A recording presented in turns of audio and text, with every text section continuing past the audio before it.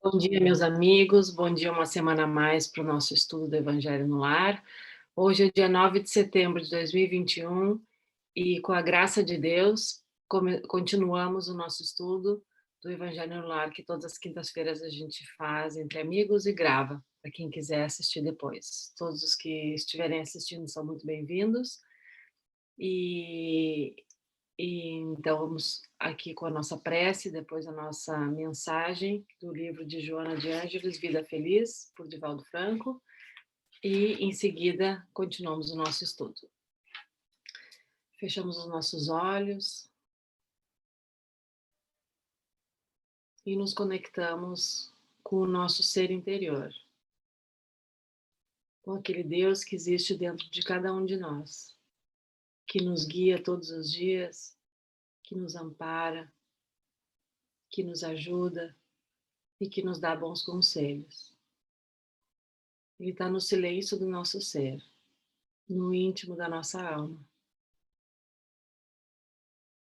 Pedimos a Ele que nos acompanhe durante essa meia hora de estudo e que nossa alma se abra para que todas essas mensagens que a gente vai lendo durante essa meia hora, que penetre na nossa alma para que a gente consiga, a partir daí, fazer uma transformação no nosso modo de pensar e no nosso modo de ver as coisas, de pensar e depois de agir. Que é para isso que estamos aqui, para essa transformação moral, para esse aprendizado que é eterno e é para sempre. Então, com essa harmonia dentro de cada um de nós, com o coração cheio de amor, agradecemos a presença dos bons espíritos que nos acompanham, do nosso mestre espiritual, do mestre Jesus, e pedimos autorização para começar o nosso estudo do Evangelho no Lar de hoje. Que assim seja. Assim seja. Mensagem. Num dia extenso, com 24 horas, reserva alguns momentos à reflexão. Quem caminha sem meditar, perde o contato consigo mesmo, encurralando nos ponteiros do relógio, ou disparado à frente deles, ou vagarosamente após eles. Aturde-se, esquecendo o rumo. É indispensável ao êxito fazer periódica revisão de metas e de ações. Usando a reflexão, repassarás os equívocos e terás tempo de repará-los. Reprogramarás os deveres e te renovarás com mais facilidade. Fala menos, dorme um pouco menos e medita mais.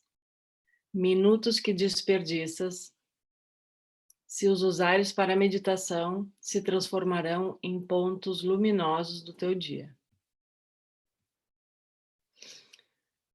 Essa é uma mensagem que a gente já recebeu mais de uma vez aqui, né?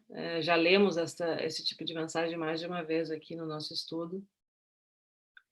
E eu tenho certeza que mais de um que está aqui hoje esquece, né, da meditação. A gente vai fazendo por um período, depois a gente cai de novo nas nossas rotinas, às vezes não tão saudáveis, né? E para de meditar e se desconecta. Mas não tem problema, essas mensagens vêm justamente para que a gente acorda, né? Para que a gente acorde um pouco e retome a rotina saudável, né?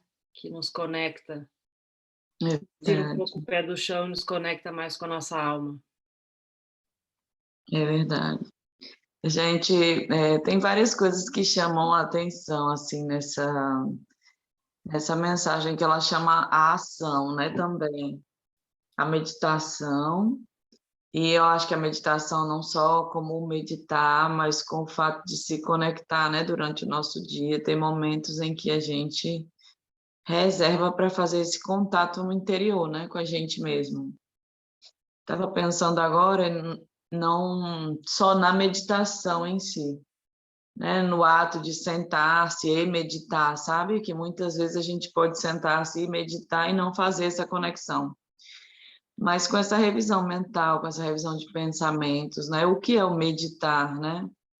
Não é um ato exterior, é um ato interior. Aí me veio essa reflexão sobre o meditar e os conselhos de Joana, né? Que a gente... Engraçado que ela fala no começo, né? Ali da gente encurralado nos ponteiros do relógio, disparar da frente, ou vagarosamente. E lá no final, quando ela convida ao trabalho, ela diz, dorme um pouco menos. Essa Né? doeu, né? Fala menos, dorme um pouco menos e medita mais. A gente faz tudo o contrário, né? Achei bem legal, porque a gente... Eu estava refletindo sobre isso quando acordei hoje, às vezes durmo bem tarde. Às vezes não. Da agora que Theo está aqui, que ele dorme muito tarde, eu durmo tarde. Então, é um hábito que eu tenho desde a adolescência. E aí eu comecei a refletir, né? Que o acordar, independente da hora que eu dormir, deve vir sempre com a preguiça, né? Uma coisa bem lenta. E aí, quando Joana fala isso, que é uma coisa que eu reflito há muito tempo, porque a gente vê, né? Os trabalhadores do bem dormiam pouquíssimo. Não estamos nem falando do, por exemplo, Kardec, Até que hoje, adoeceu né? trabalhando, né? Que Chico, que trabalhava muito, mas a gente vê que a tendência é que a pessoa tenha uma disposição para o trabalho, né? E o trabalho útil. A tendência é que a gente se liberando do peso, né? Da energia mal direcionada nas nossas vidas, a gente vai construindo essa capacidade da energia para produzir, a energia para construir. E aí é bem legal, é uma mensagem que daria um estudo bem profunda, né? Porque ela começa num caminho que a gente pode interpretar de forma superficial, e aí vai, né? Mas vamos continuar refletindo, né? Seguindo o conselho da mensagem, repassando os equívocos, que aí a gente se reprograma novamente com mais facilidade antes do problema já feito. E essa frase aqui, ó, é indispensável ao êxito fazer periódica revisão de metas e de ações. Nós temos aquele costume, né, no final do ano, lá em janeiro, às vezes a gente faz essa revisãozinha, né, das nossas metas, mas talvez essa revisão ela tenha que ser feita, inclusive, mais vezes no ano, né? Mas Porque sim, a vida ela vai nos levando por caminhos diferentes ao largo de um ano. Um ano para nós é bastante tempo, né? Para o mundo espiritual é um sopro, não é nada, óbvio, né? Mas para nós, eu sinto essa necessidade de a cada quanto para, reflete, né? Para onde eu estou indo? É para lá que eu quero ir, né? Porque senão a gente passa um ano inteiro, a gente vai fazer de novo aquela revisão, lê aquele bilhetinho do ano passado. E sim. às vezes a gente está bem longe dessas metas que a gente traçou, né? Porque o fluxo o fluxo ou a onda, sabe que a gente vai que nem maré que não sabe para onde vai e vai nos levando sem que a gente tome ações, né, para ir para o objetivo. E você imagina que em geral, né? Claro que não vou dizer que somos todos, mas em geral, por exemplo, essas listas de final de ano, elas são todas especiais, né? São conquistas exteriores. Lembre nessa reflexão que você está falando do Conselho de Santo Agostinho, lá no Livro dos Uhum. Espíritos, Que é na exatamente a mesma revisão coisa. diária. A revisão É. é diária, né? Oxe, às vezes nas aulas, né, eu digo assim, anote, né? Anote que você vai esquecer. Né? Então, a revisão ela é diária, então nós deveríamos nos ater a essas questões, né? Todos os dias, para nos É. autoconhecermos. Segundo aconselha Santo Agostinho, lá no 919A, né, do Livro dos Espíritos. Então, nós seguimos aqui no capítulo 5. Não, espera, não tenho certeza agora. Capítulo...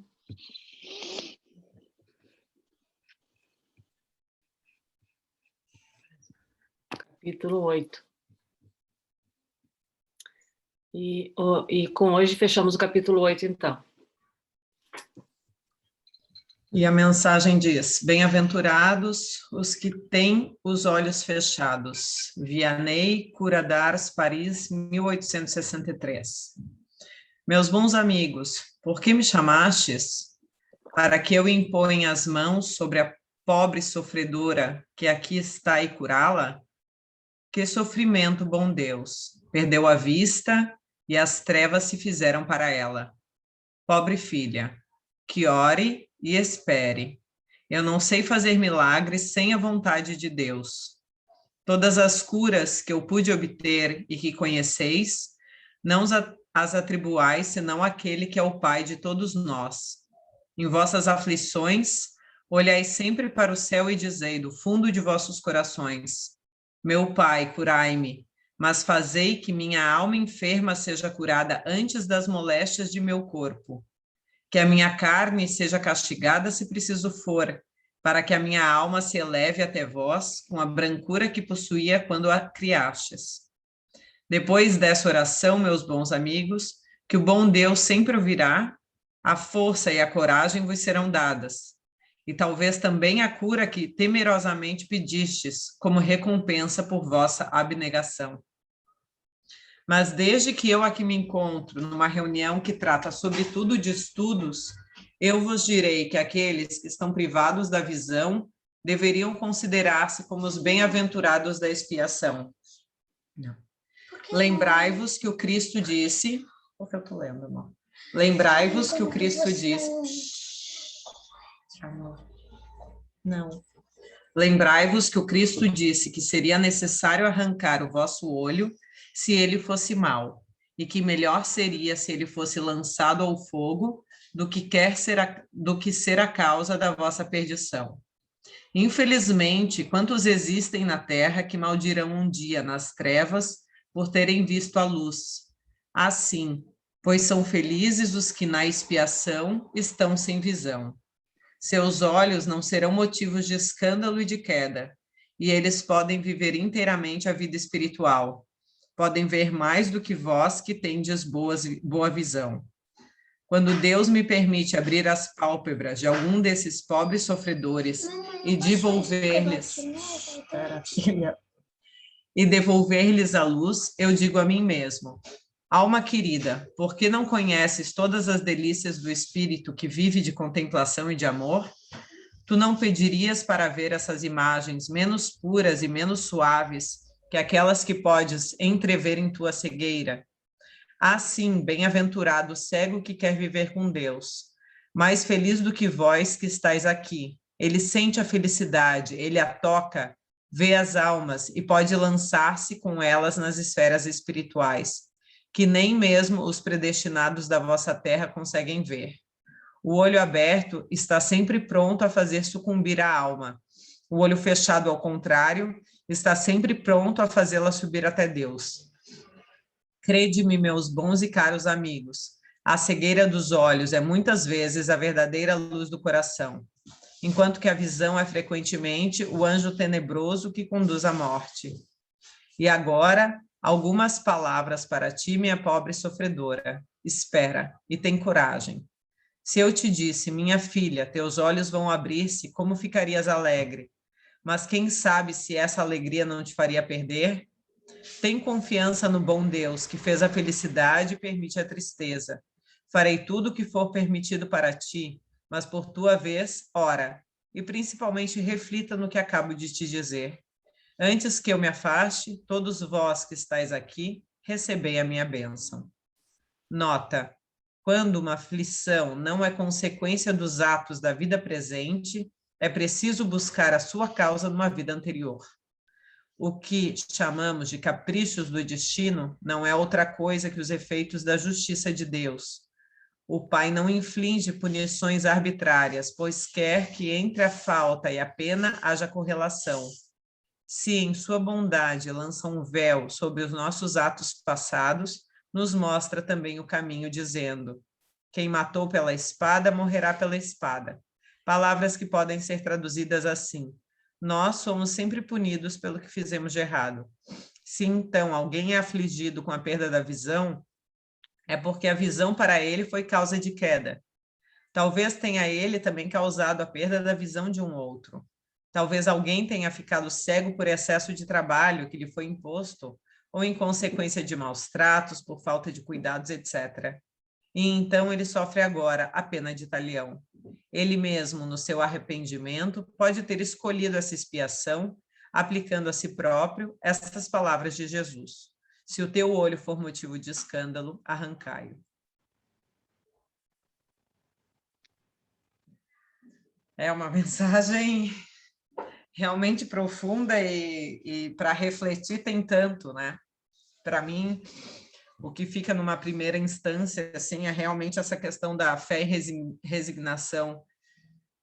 E o quão eu ainda estou longe, né, de agradecer pelos sofrimentos e de dizer obrigada, meu Deus, por ou por eu ter escolhido essa prova, né, e que eu tenha força, porque eu sempre quero que esteja tudo perfeito, né, que tudo seja flores, né, que não precise passar pelo sofrimento, enquanto a gente sabe que é o nosso momento, é a nossa escolha, por isso que estamos aqui. E ter fé, né? Ter fé nesse momento, e quantas vezes essas moléstias, como diz ali, essas moléstias do corpo, são uma bênção para a nossa alma, que na verdade nos fazem refletir e nos voltarmos para aquilo que realmente importa. É bastante profunda. É bem legal essas mensagens que nos ajudam a ver os paralelos do sofrimento com os atos passados, né? E que a gente não consegue perceber o aprendizado da prova mesmo, essa questão da gente estar sempre reclamando e não aproveitando, né? Porque a orientação, a primeira mensagem, ela é a mensagem do Espírito, né? Porque a gente está lendo as instruções dos Espíritos, não tá? São as últimas mensagens, né? Isso. Então, aí depois tem uma nota que deve ser uma nota de Kardec, que ele coloca às vezes nota embaixo de algumas mensagens para aprofundar nossos estudos. Então, essa forma, né, que o Espírito fala, né? Vamos supor, uma pessoa que está cega e está pedindo que lhe tire aquela prova, né? E ele diz: eu não posso fazer milagres sem o Pai, né? Ou sem a vontade do Pai. Então, o que seria essa vontade do Pai? Porque nem Jesus, né, conseguia fazer milagre sem a vontade do Pai. Não é que o Pai não tem vontade que as pessoas se curem, é porque a cura está no movimento em que você está e não na mudança, né, É o nosso daquele. aprendizado real, né? A cura está ali, né, e você precisa, como a Cá disse, né, temos dificuldade, temos, muita, mas o caminho está por trás daquela dificuldade que nós estamos vivenciando, seja ela qual for. E é muito difícil porque a gente ainda tem o pensamento raso, né? A gente não consegue ainda compreender, a gente se justifica demais, é um negócio ainda muito infantil, mas muitos de nós escolhemos, né? Cada um de nós, imaginemos a dificuldade que a gente enfrenta, aquilo ali. Então, é claro que o livre-arbítrio para essa terra, a gente escolhe a natureza da prova, né? A gente não escolhe, às vezes a gente fica pensando que a gente escolheu os detalhes, né? Aquilo que eu estou vivendo, estava destinado. Não, muitas vezes é fruto dos nossos atos inconscientes, consequência do nosso adoecimento. Mas a natureza da prova geralmente já está, ou quase sempre, né? Porque se não é destinada por nós, já está destinada no plano maior. Então, essa natureza dessa prova, ela já vem destinada, e aí nós vamos vivenciar aquela natureza ali daquela prova, porque a cura está no inverso, né? Então, o espírito pode curar, não é toda cegueira que pode, né? Nem mesmo no tempo de Jesus, não é toda paraplegia, não é todo leproso. Por quê? Porque precisa estar no tempo, né? Para aquela cura, e uma cura não no corpo, mas também, principalmente, na alma. E essa coisa de buscar a causa na vida anterior, né, é uma das consolações do espiritismo. Nós podemos compreender que existe uma consequência daquilo que nós já passamos, daquilo que nós já fizemos, que nós já vivemos. E é engraçado que, às vezes, né, quem talvez não estude profundamente o espiritismo, eu escuto muito essa frase do tipo, ah, ok, mas se eu não lembro, por que que eu tenho que pagar hoje algo que eu não lembro que eu fiz, né? Mas eu já percebi que se a gente fizer o que a Joana sugere, né, de meditar e fechar os olhos e entrar dentro da gente, a gente vai ver que nós temos ainda aquela tendência.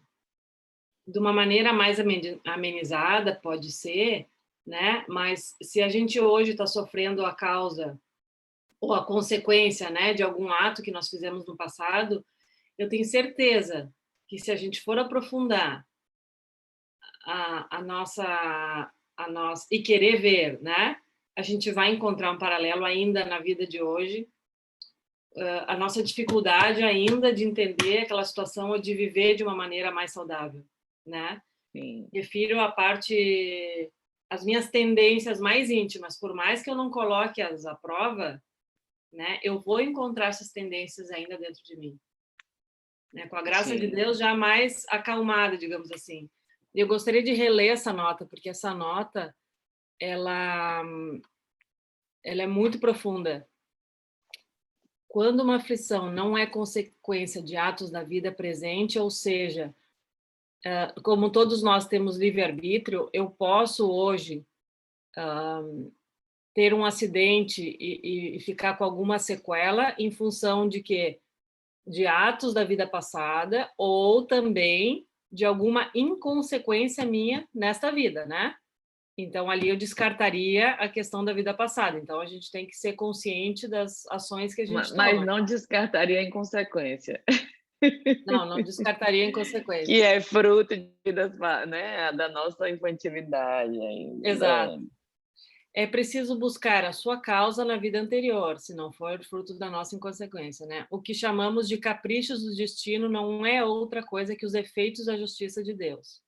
O Pai Sim. não inflige punições arbitrárias, pois quer que entre a falta e a pena haja correlação, e é essa correlação que eu digo que se a gente for lá no nosso íntimo e querer ver, a gente vai encontrar. Pronto, por exemplo, nesse exemplo que você citou, a inconsequência, entendeu? Porque não necessariamente, né, eu para ser inconsequente, né, que aí tem que aprofundar, obviamente, o julgamento do inconsequente, tarará, mas, eu não vou ser inconsequente só com uma coisa, aquilo ali vai estar agindo. Então, de certa forma, vamos supor que eu sou inconsequente e eu sofro um acidente, certo? Então, aquele acidente que eu sofro, ele vai me forçar a perceber, né, vamos supor que o contrário dessa inconsequência fosse a consciência para a autoproteção, né, fugir do vazio de escolhas erradas em busca de prazer falso ou de pressa desnecessária, porque a gente não sabe o que teria no contexto do acidente. Sim, Mas a mensagem é uma só, né. O fato daquela pessoa, ser punido naquela liberdade ali que ela tanto queria, né, vamos supor que a inconsequência esteja associada a uma certa liberdade, a deixa, vamos supor, um pouco presa, e aí ela tem mais capacidade de refletir, então a prova está ali, né, a cura está ali. A cura não está, distante daquele sofrimento, né, está dentro dele. Pegando esse seu e assim como em tudo, em né, tudo, sim, isso pode ser aplicado para tudo, né? As para nossas tudo. doenças, por consequência das nossas, da nossa má alimentação consciente, né? De não querer ver, de não querer melhorar, de não querer. Isso tudo terá consequências, né? É, Depende de como a gente usar isso. e cada pessoa, né, interessante que quando você falou, eu estava pensando no tema do abandono, né, que é um tema que existe na minha vida. Então, vamos supor, uma pessoa que nessa vida ela passa por situações de abandono, né, geralmente a nossa mente nos leva para temas afins com a gente.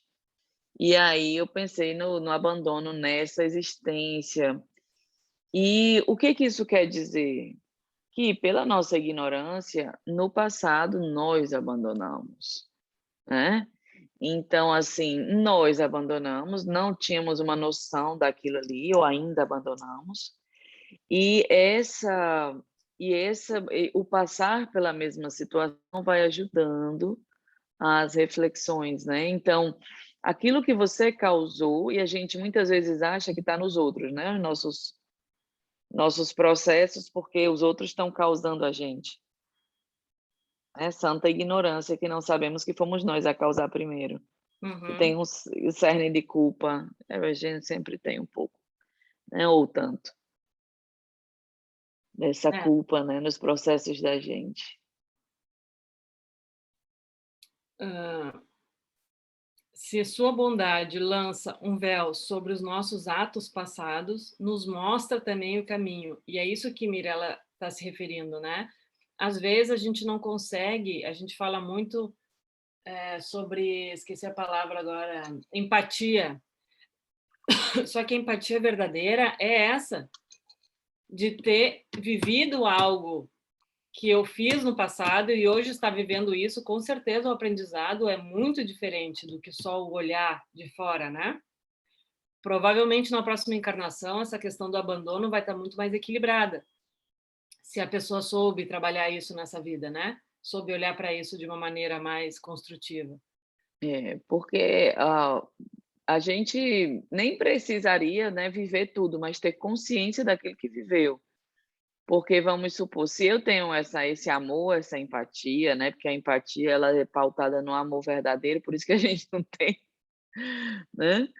Então eu consigo me colocar no lugar do outro, no lugar de julgar, né, eu consigo ver em mim aquilo ali. Como a gente tem o passado apagado, né, por essa bênção de Deus, imagina aí, a gente do jeito que a gente é ainda, né, nós somos seres culpados, né. Imagina se a gente lembrasse de tudo, a gente não saía do canto? Sim. Então a gente vai seguindo essas pistas da alma, e a vida ela é esse jogo que vai mostrar quem nós somos de verdade, as nossas manipulações, as nossas capacidades, no senso material superficial, o quanto nós somos apegados à matéria, o quanto nós não conseguimos valorizar entende? Assim, são tantas nuances, né, que no decorrer da nossa vida alguns temas vão ser mais fortes para a gente.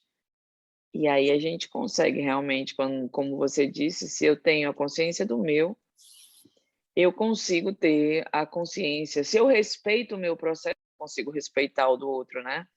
A verdadeira, essa capacidade de compreensão, ela vem dessa capacidade interior de aceitar quem nós somos, o nível que nós estamos, sem pedir esses milagres, né? O tempo todo, eu quero que minha vida seja resolvida assim, né?